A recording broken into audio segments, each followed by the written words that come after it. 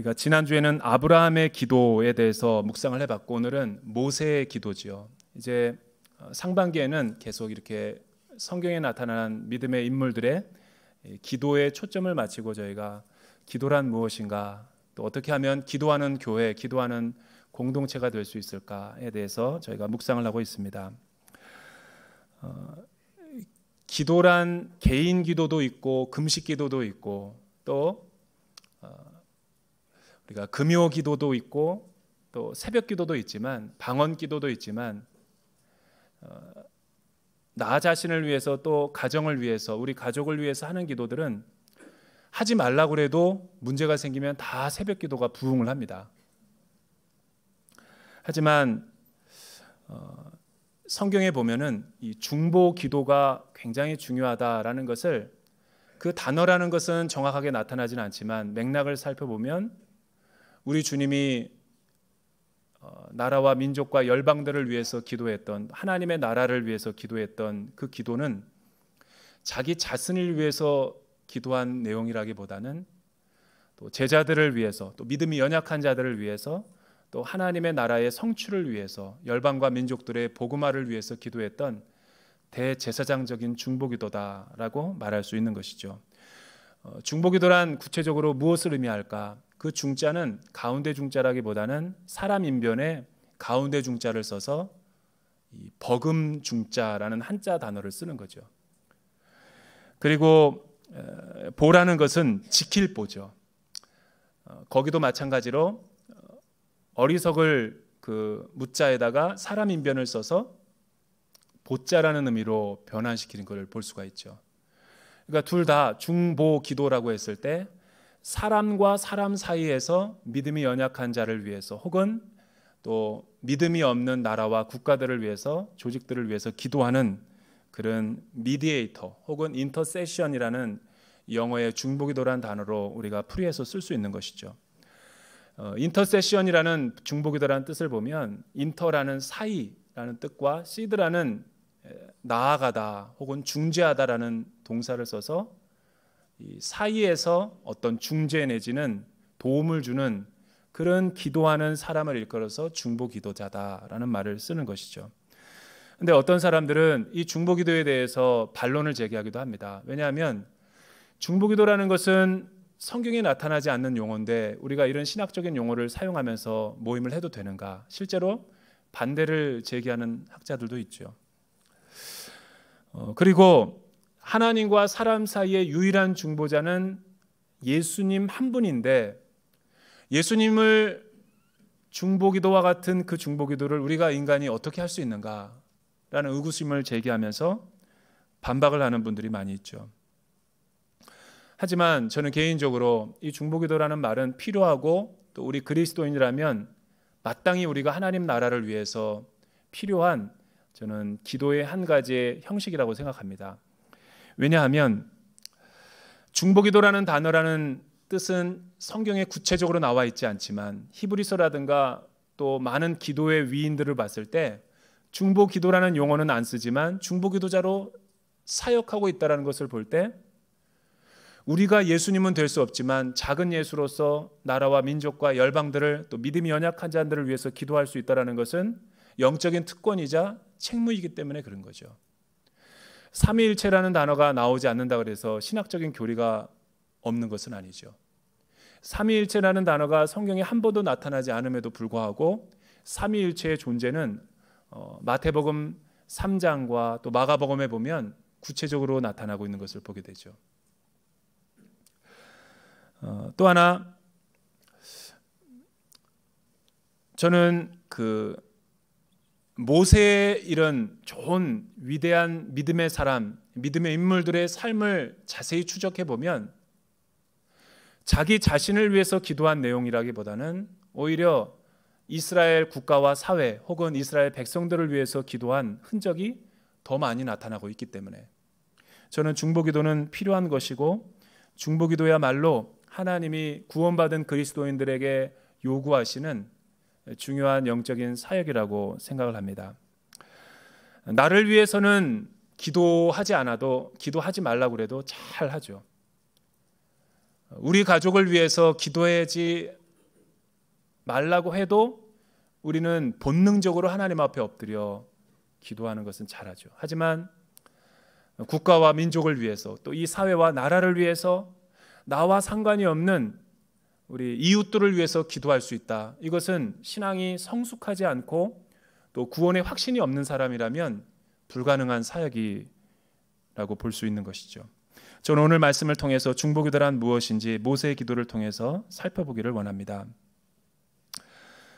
저는 이 당위성을 얘기하지 않아도 지금 우리나라 사회를 보든지 전 세계를 보더라도 영적인 지도자라면, 특히 여러분들이 가정에서든지 직장에서든지 일터에서 혹은 교회 중직자라면 당연히 나 이외의 다른 연약한 지체들과 이웃들을 위해서 기도해야 된다는 것은 당연한 영적인 리더의 자질이자 조건이라고 생각합니다. 여러분, 한 국가의 리더로서 또 어떤 단체의 리더로서 자기 자신만을 위해서 살아간다면 이 세상과 사회는 매우 혼란해지게 될 것입니다. 하지만 자기 자신의 개인적인 삶보다도 국가와 나라를 위해서 기도하고 목숨을 걸 수 있는 사생결단에 기도할 수 있는 리더라면 저는 그 사람이야말로 하나님이 우리 시대 가운데 보내주신 영적 리더라고 생각합니다. 그래서 교회를 위해서 기도해 줘야 되고, 또 여러분의 가정의 부모들을 위해서 기도해야 되고, 또 사회 국가의 지도자들을 위해서 기도해야 된다는 것은 너무나 중요한 사안이라고 할 수 있는 것이죠. 모세가 시내산에서 십계명을 받으러 올라가는 동안 이스라엘 백성들은 무엇을 하고 있었는가? 리더는 40일 40주야로 하나님 앞에서 무릎 꿇고 기도하고 있는데 그 백성의 무리들은 다른 사람들과 함께 금송아지를 만들어서 하나님 아닌 우상을 섬기면서 그 앞에서 절하고 경배하면서 그가 우리를 애굽에서 인도하여 냈다라고 하는 터무니없는 영적인 루머를 퍼뜨리고 하나님의 마음을 아프게 해드렸던 그런 사건이 오늘 본문 이전에 나타나는 것을 볼 수가 있습니다. 이 사건은 신명기에 나오는 십계명에 나타나는 제1계명과 2계명, 나 외에 다른 신을 두지 말라, 우상을 섬기지 말라는 계명의 정면으로 위배되는 것이고 배치되는 사실이죠. 하나님은 나 외에 다른 신을 섬기는 것을 끔찍히도 싫어하셨고, 또 이러한 백성들이 있다면 언약 백성에서 끊어질 것이라고 이미 계명을 통해서 약속을 해주셨어요.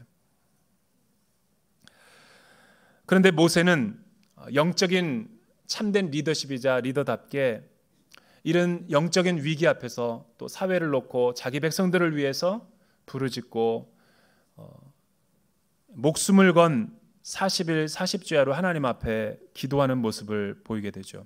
심지어는 32절에 보면 자기의 생명을 하나님의 생명책에서 빼내어 주십시오. 그리고 대신에 이스라엘 백성들을, 하나님이 꺼내어 주신 이 구원의 백성들을 이 위기 가운데서 용서해 주십시오라고 부르짖는 이 영적인 리더십. 저는 이러한 이 국가의 리더 혹은 교회의 리더를 만난다는 것은 우리 시대의 참 축복이라고 생각합니다. 왜냐하면 저는 직장 생활을 안 해봤지만 제가 대전 오늘리교회 와서 제일 많이 지금 인용하는 이 문장이 바로 이 문장인 것 같아요. 저는 직장 생활을 한 번도 안 해봤지만 제가 알 수 있는 한 가지 사실은 회사의 CEO는 돈을 많이 받아야 된다라고 주장하는 사람 중에 한 사람이에요. 왜냐하면 일반 평사원이 보기에는 아무 일도 하지 않는 것 같고 앉아서 돈을 버는 것 같지만 사실은 리더의 위치에 있는 사람들의 고뇌는 그 위치에 가보지 않은 사람이라면 외로움과 고독은 이해할 수 없는 것이죠. 우리 아버지가 얼마나 우리 자녀들을, 가정을 지키기 위해서 사회에서 고통당하고 희생하는 것들을 우리가 알 수만 있다면 우리는 가정의 달을 잘 지키고 있는 거죠. 리더는 다른 역할을 하지 않더라도 국가라든가 한 회사의 방향을, 정책을 결정할 수 있는 중요한 책무를 가지고 있는 리더십이죠.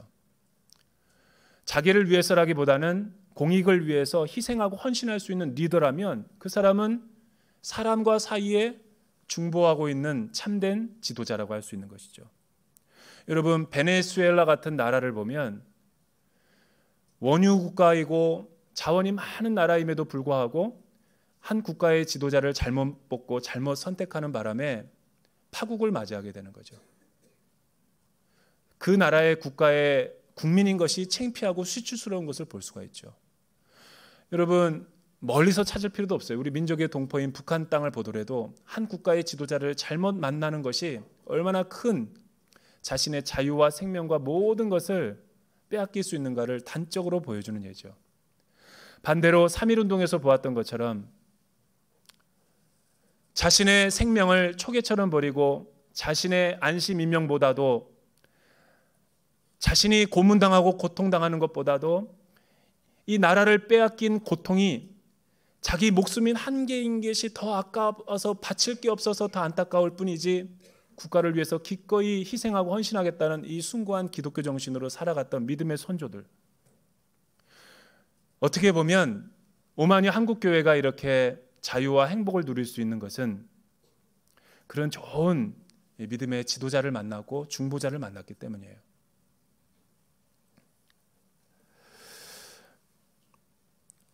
오늘 말씀을 통해서 하나님께서 우리에게 주시는 영적인 교훈 세 가지가 있는데, 첫 번째, 우리 9절과 10절 같이 한번 읽어볼까요? 9절과 10절에 있는 말씀 시작.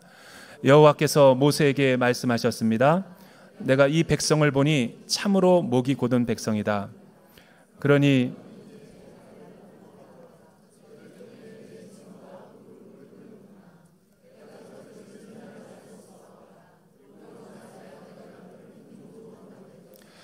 시내산에서 모세가 40일 40주야로 금식하면서 하나님의 거룩한 율법을 받으려고 할 때 산 아래에서는 백성들이 무슨 일을 하고 있었는가?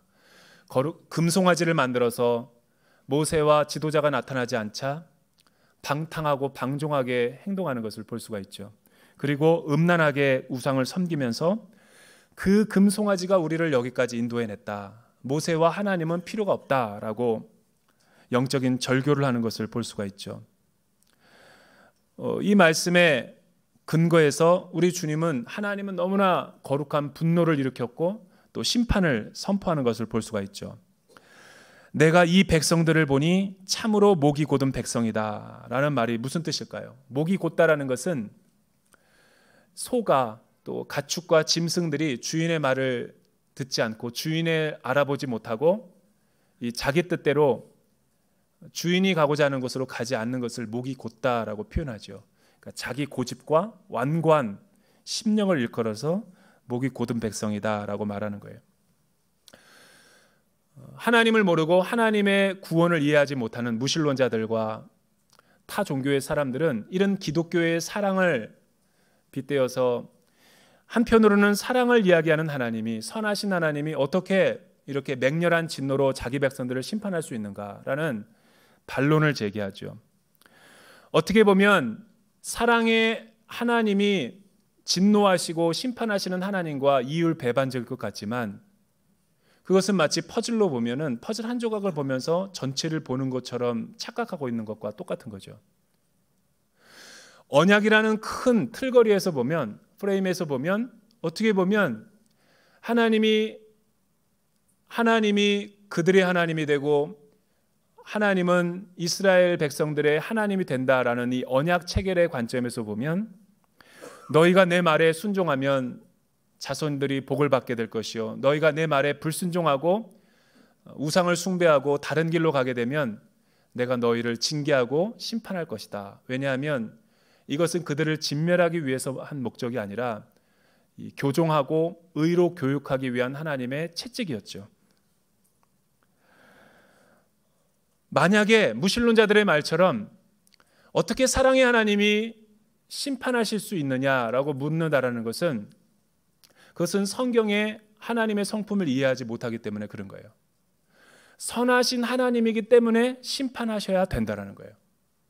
그럼 만약에 성경의 하나님이 무신론자들의 하나님처럼 조건 없는 사랑만, 햇세대 사랑만 베풀고 관여하지 않고 이 불의한 세상 가운데, 구조악이 있는 세상 가운데 아무것도 액션을 취하지 않는다. 그가 과연 선하신 하나님일까? 성경에 나타난 하나님은 사랑과 정의를 기초한 공의의 하나님이시죠. 자기 자녀들이 자기가 낳았는데도 무책임하게 죄악을 짓고 거짓된 친구들과 어울리고 잘못된 행동을 하는데도 징계하지 않고 또 매를 대지 않는다면 사생자죠.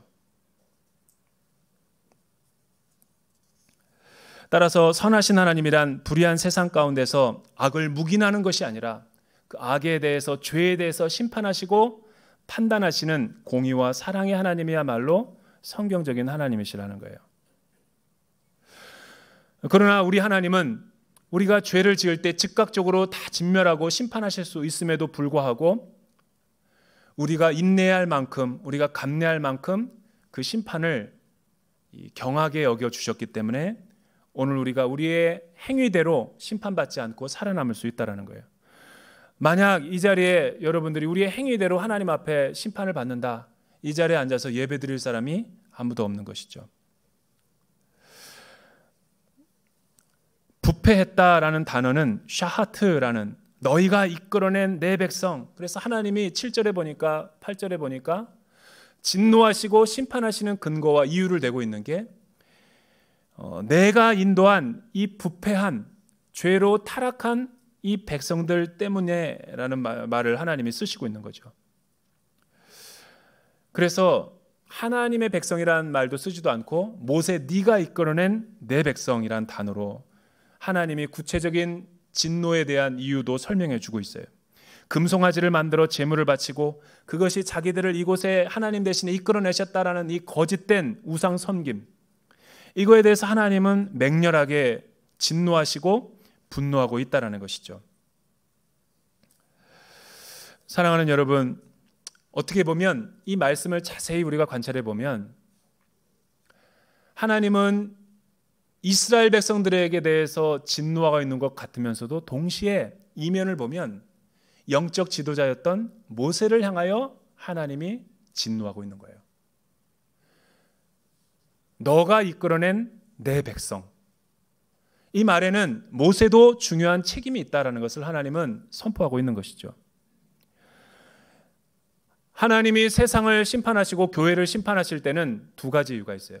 우리가 지난주 소돔과 고모라 사건을 통해서 봤을 때 죄인들이 많고 악인들이 번성해서 이 세상을 심판하시는 게 아니에요.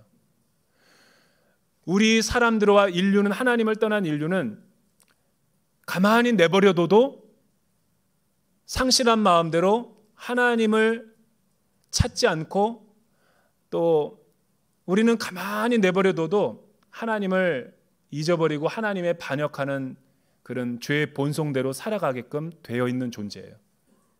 하나님이 우리에게 찾아오시지 않고 구원하시지 아니하시면 우리는 가만히 내버려둬도 죄의 경향성으로 흘러내려가는 악한 세상이라는 거예요.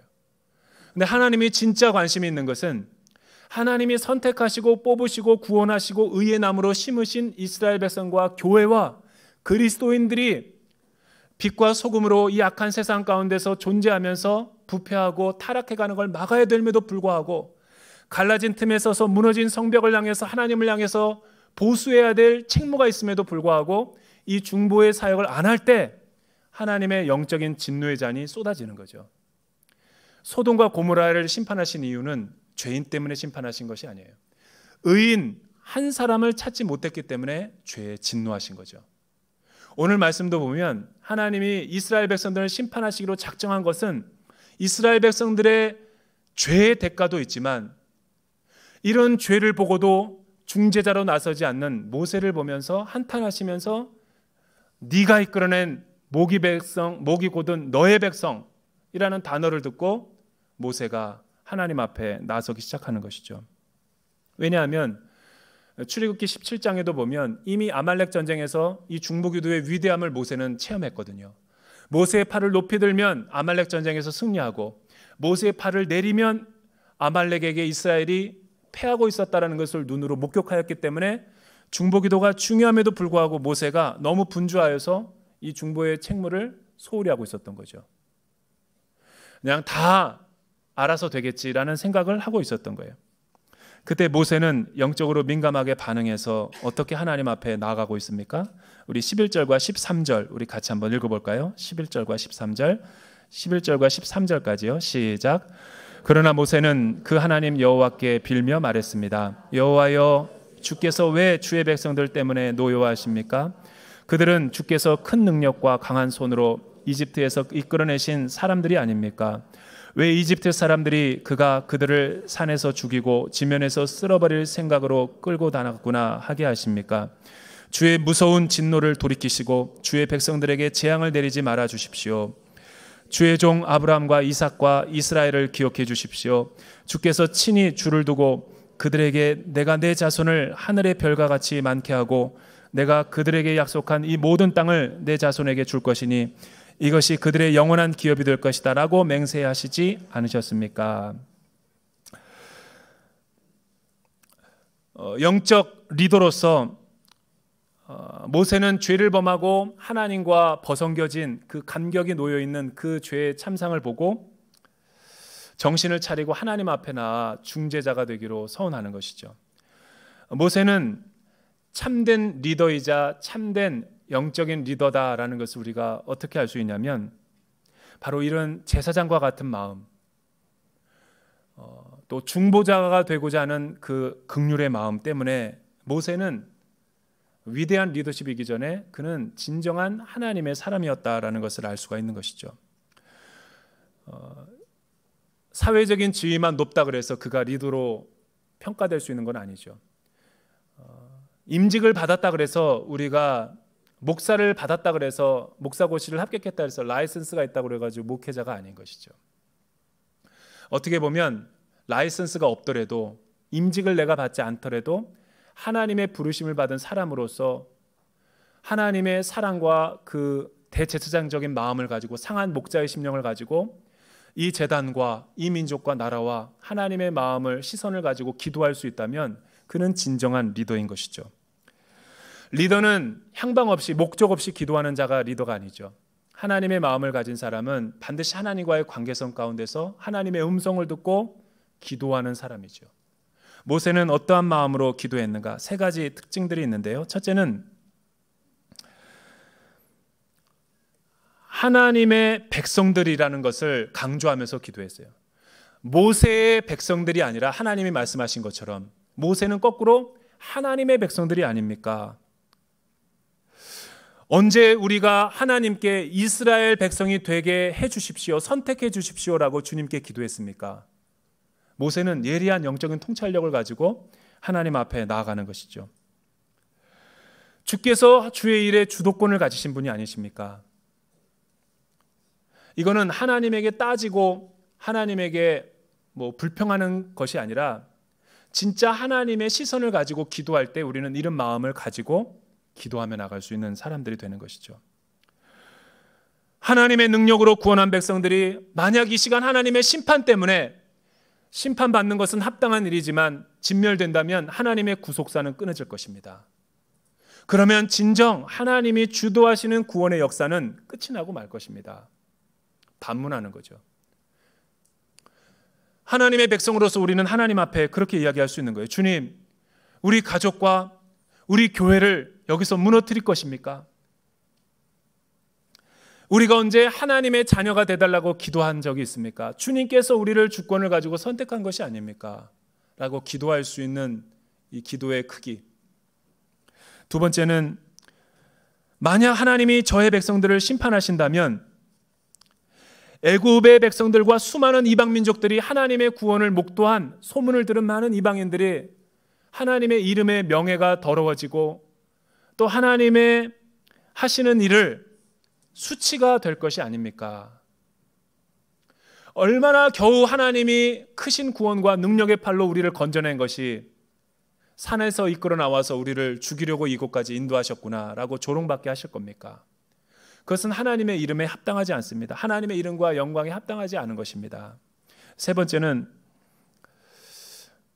하나님이 하나님의 이름을 걸고 주의 백성들과 언약을 맺은 것이 아닙니까? 아브라함과 야곱과 이삭과 언약을 맺었다면 설령 하나님이 언약을 인간이 연약해서 지키지 못했다 할지라도 주님은 주의 이름을 위해서 스스로 맹세하셨으니 주님은 지키셔야 되지 않을 것입니까? 지키셔야 되지 않을 것입니까?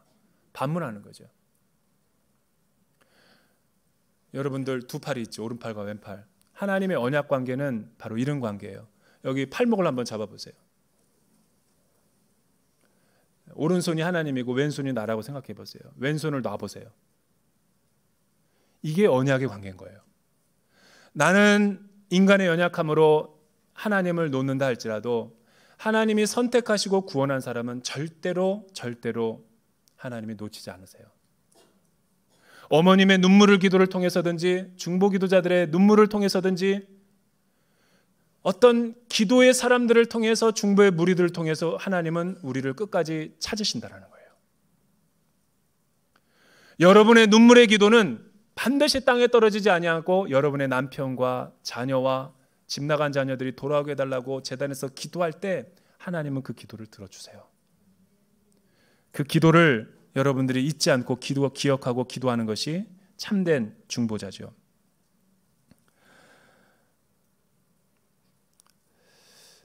행위로 구원을 받으면 받을 자가 없으니 당신의 이름 하나님의 언약의 근거에서 이 백성들을 불쌍히 여겨주십시오 하고 모세는 기도를 한 것이 아니라 금식을 했죠. 죽으면 죽으리라는 심정을 가지고 40일 40주야로 다시 눈물로 기도하고 심지어는 자기의 이름을 빼어달라고 그리고 이 백성을 살려달라고 기도하신 거죠. 사랑하는 여러분,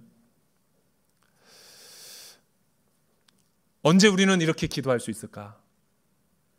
아직도 우리는 예수 믿고 나서 20년, 30년이 됐는데도 내 가정과 나의 자녀와 나를 위해서 한 번도 내 기도의 바운더리가 나를 벗어나 본 적이 없어요. 좀 많이 벗어나면 우리 친인척. 기억하십시오. 한번 저를 따라서 해보세요. 인생의 크기는 기도의 크기다. 기도의 크기가 인생의 크기고 인생의 크기가 기도의 크기를 결정하는 거예요. 내 기도의 크기를 보면, 기도의 내용을 보면 내 영적인 수준을 알 수 있는 거예요. 이사야서 61장 6절에서 7절은 이런 말씀이 있어요. 예루살렘이여 내가 너의 성벽 위에 파수꾼을 세우고 그들로 하여금 주야로 계속 잠잠하지 않게 하였느니라. 너희 여호와로 기억하게 하는 자들아 너희는 쉬지 말며 여호와께서 예루살렘을 세워 세상에서 찬송을 받게 하기까지 그로 쉬지 못하게 하라. 나는 우리 대전 온누리교회가 이런 기도의 공동체가 되기를 주님의 이름으로 축복합니다. 세 번째는 14절이죠. 우리 14절에 있는 말씀 같이 한번 읽어볼까요? 시작. 그러자 여호와께서 마음을 누그러뜨리고 백성들에게 재앙을 내리려던 마음을 접으셨습니다. 하나님이 거룩하신 하나님이 죄에 대해서 심판하시는 방법에는 세 가지가 있죠. 하나님의 심판은 세 가지로 인류에게 찾아오는 방식이 있어요. 하나님이 죄를 보시고 즉각적으로 심판하시는 경우가 있어요.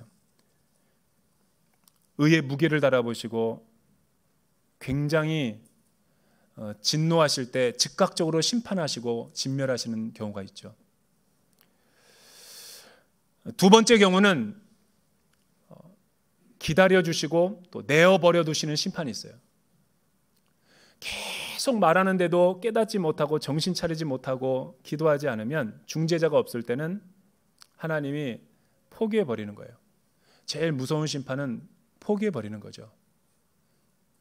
내 마음대로 할 수 있다고 하나님이 없네. 주일날 예배 빼먹어도 하나님 심판하지 않네. 내가 뭐 이렇게 영적인 망나니로 살아도 탕자로 살아도 하나님은 살아계시지 않네 라고 비웃고 조롱하는 것은 하나님이 살아계시지 않아서가 아니라 이미 그 영혼은 심판했기 때문에 내 마음대로 하는 거예요. 진짜 하나님이 내가 사랑하고 나를 사생자로 여기지 않는 사람은 주일날 예배를 드리는 거 빼먹고 골프 치러 가면 교통사고를 나서라게 하서라도 다리 목낭구를 분지러뜨려서라도 병상에 누워서라도 깨닫게 하는 축복이 있는 거죠. 근데 주일날 한 번 빼먹고 6개월 빼먹고 1년 빼먹고 뭐 하나님은 아무렇지도 않네. 오히려 내 사업이 잘 되네. 그것은 축복이 아니라 재앙이죠. 얼마나 하나님이 간섭하지 못할 정도로 나를 내어버려 두신 거예요. 그런데도 그를 위해서 중재하는 사가 없는 것을 보시고 하나님은 이상하게 여기시는 거죠. 세 번째는 진짜 무서운 심판이 이거예요. 은혜의 보호막을 걷어가 버리시는 거예요.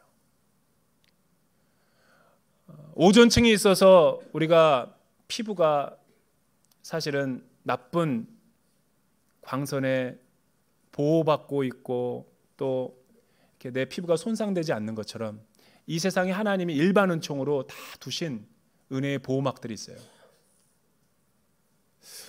여러분, 이 한반도 땅에도 이 나라 민족의 후손들이 3.1운동의 기독교 정신을 잃어버리고 가난은 이겼지만 풍요는 이기지 못하고 해이하고 영적으로 무책임하게 살 때, 이 나라 북한 영혼들을 위해서 중보하지 않을 때 남한교회가 슬퍼하시며 실망하시며 전쟁의 기운을 높이셨을 때가 있었어요. 2017년도. 그때는 한반도가 분위기가 막 가고 있었어요. 바로 그거라는 거예요. 이 나라가 평안하고 평강스럽게 있는 것은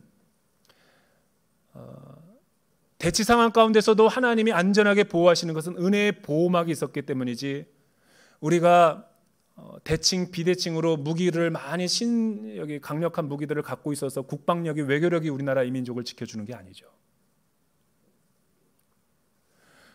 여러분, 은혜의 보호막은 항상 있는 것이 아니에요. 하나님이 걷어가 버리시면 무서운 재앙이 찾아올 수 있는 것이죠.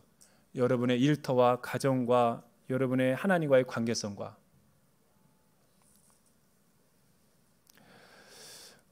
저는 바로 이것 때문에 하나님이 모세에게 중재자가 되어주고 중보자가 되어줄 것을 말해주고 있다고 봐요. 하나님의 본심은 은혜의 보호막이 걷어가는 것이 아니에요. 하나님의 본심은 진멸과 심판이 아니라 정신 차리고 돌아오고 의의 백성이 되기 원하는 거죠. 하나님의 본심은 심판이 아니라는 거예요.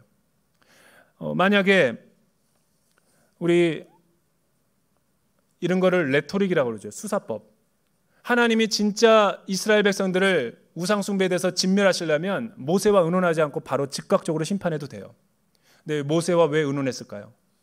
너가 중재자가 아니냐, 너의 백성들 아니냐, 영적인 지도자라면 하나님 앞에 무릎 꿇고 기도해야 된 너희 그리스도인들과 교회가 아니냐.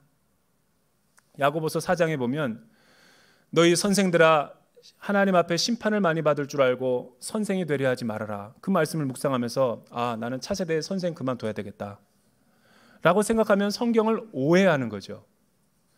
성경이 선생이 되지 말아라 라고 말한 것은 선생이 얼마나 중요한 직분인 것을 알고 형식적으로 선생하지 말아라, 사명감 없이 선생하지 말아라 라는 뜻인데, 그 말씀을 또 해석해서 난 선생 안 할래요, 사직한다면 무책임한 거죠. 레토릭이라는 거예요. 그 말을 거꾸로 뒤집어 보면 진짜 선생이 되라는 거죠. 진짜 교회가 되라는 거죠. 오늘 말씀도 너의 백성, 목이 곧은 백성이라고 말하는 것은 사랑하기 때문에 본심은 진멸이 아니라 구원에 있다라는 거예요. 그 본심을 깨닫고 모세가 이해해서 무릎 꿇고 중재자가 된 거죠. 이 말씀을 듣고 하나님이 진노를 누그러뜨리는 거예요. 그래서 이 한반도의 이 교회 가운데 우리가 살고 있는 영적인 스펙트럼에서는 하나님이 진노를 하셔야 되는데도 진노를 안 하고 은혜의 보호막을 가두는 것은 우리의 행위가 의로워서가 아니에요. 중보자가 있기 때문에 이 나라 민족이 망하지 않는 거죠. 제가 듣기로는 서울에 있을 때 대전에 어떤 나라와 민족을 위해서 기도하는 선교단체가 있다고 들었어요. 그 교회는 이 나라 이단들과 수많은 교회를 위해서 중보자가 돼서 무너진 성읍에 서서 40일 40주야로 기도에 띠금식을 한다고 들었어요. 대전에 있다고 내가 들었어요. 대전이 중심이니까.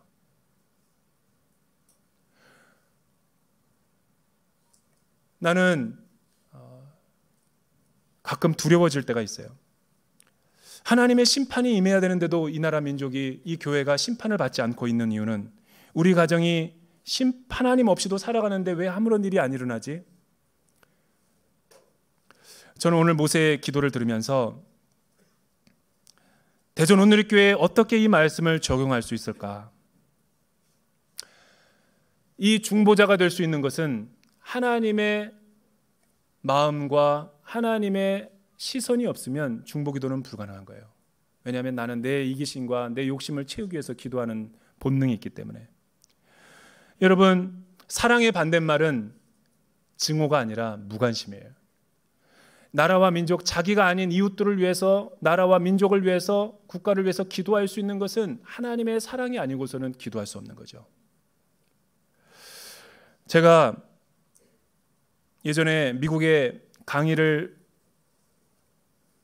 받아가지고 강의를 이렇게 강사로 가가지고 강의하고 시간이 좀 휴가를 써야 돼서 아이합을 갔던 적이 있어요. 신학적으로 치우친 면이 있어도 제가 그곳에 가서 충격을 받았던 거 한 가지가 있었어요. 새벽에 24시간 기도의 집으로 계속 돌아가고 있고 24시간 전 세계를 와칭하면서 모니터링 기도를 하고 있고 잠이 안 와가지고 새벽 3시에 기도하고 있는데 별의별 사람들이 다 있더라고요. 예배가 9번 드려져. 뭐 계속 9번이 뭐예요? 더 드려지지. 그러면 기도의 그룹들이 나와서 기도하는데 옐로우 페이지, 그러니까 전화번호 기독부를 가져와서 그 나라를 위해서 기도 제목이 떠요. 오늘은 둔산동을 위해서 크루바 아파트를 위해서 기도한다. 선포하면 기도 인도자가 나와서 기도하면 전 회중이 기도하는 거예요.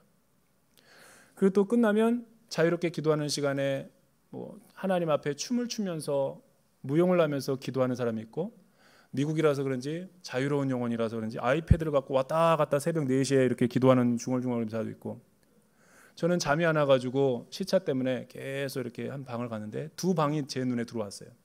하나는 여기 Intercessory Prayer for Israel, Intercessory Prayer for North Korea, 북한을 위해서 기도하는, 금식하고 24시간 와칭하는 데가 있더라고요. 내가 그걸 보고 너무 충격을 받았어요. 나는 같은 동포로서 북한 땅을 위해서도 기도한 적이 한 번도 없었는데 백인과 흑인들과 수많은 사람들이, 스페니시 계통의 사람들이 북한 땅을 위해서 눈물로 기도하고 있는 걸 그때 봤어요. 나는 그때 너무 수치스러웠어요. 그게 바로 은혜의 보호막이라는 거예요. 이 대전에는 수많은 무너진 곳과 갈라진 틈들이 있어요. 대전 온누리교회를 위해서 기도해야 되는데 기도하지 않고 잠자고 무사한이라는 사람들이 있는 거예요. 교회는 크루즈가 아니에요. 교회는 유람선이 아니죠.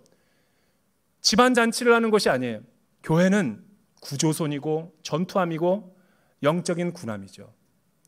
잃어버린 영혼들이 안타까워하는 하나님의 마음을 가지고 우리의 자녀와 배우자들을 위해서, 우리 친인척들을 위해서 눈물로 기도하며 제단을 쌓는 것이 기도인 거죠. 교회인 거죠.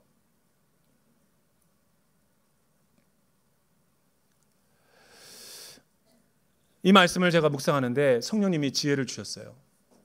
4월 21일이 부활절이에요. 저는 이번 부활절을 모든 차세대와 교육자들에게 말해서 계란하지 말라고, 집사님들만 고생한다고, 계란 삶느라고. 교회는 계란 나눠주는 것이 아니죠. 그 부활의 절기에 부활의 증인이 돼야죠. 쉰들러 리스트 영화를 봤을 때 우리 전도 집회 대전 온누리교회 이름을 나 혼자 지는 거예요. 지금 마음대로. 영혼의 쉰들러 리스트. 수첩을 여러분들에게 다 하나 제작해서 나눠줄 거예요. 2개월 동안에 내가 태신자로 작정해야 될 영혼들을 적고 부활절날 오든 오지 않든 그거는 내 몫이 아니에요. 나는 씨앗을 뿌리고 물을 주는 일은 다른 사람이 할 수도 있지만 자라나게 하시는 얘기는 하나님이시니까 내가 컨택 포인트가 되는 거죠. 그 영혼들을 하나님 앞에 새벽 기도나 수요 부흥 예배나 와서 기도할 때 4월 20일 날 보면 국제 예배부도 다 제가 전도로 전환했어요. 아무것도 하지 말라고, 행사, 전도 집회. 나는 그것을 위해서 우리 대전 온누리교회가 존재한다고 봐요. 이럴 때 아멘 한 번 해도 괜찮은데 아멘이 안 나와요. 그게 진정한 교회죠. 이 모세의 중보기도는 예수님의 중보기도이자 우리 교회와 그리스도인들의 책무죠. 난 그렇게 중재자가 되는 대전 온누리교회가 되기를 주님의 이름으로 축복합니다. 기도하겠습니다. 사랑하는 주님, 오늘 우리가 모세의 사생결단, 모세의 목숨을 건 기도에 대해서 살펴보았습니다. 하나님이 모세에게 자신의 심판의 계획을 가르쳐 주신 것은 이스라엘 백성들을 심판하시기 위해서가 아니라 너가 그들을 위해서 중재자가 되어줄 수 없느냐, 너가 그들을 위해서 충고의 기도해줄 수 없니? 라고 부탁하시는 하나님의 음성이었습니다. 주님, 우리의 잃어버린 자녀들과 잃어버린 남편과 아내, 잃어버린 부모님들을 위해서, 잃어버린 이 땅의 영혼들을 위해서 기도하기 원합니다. 그들의 영혼을 구원하는 구령의 열정을 회복하는 대전 온누리교회가 되게 축복하여 주시옵소서. 예수님의 이름으로 기도드립니다. 다 같이 일어나셔서 봉헌 찬양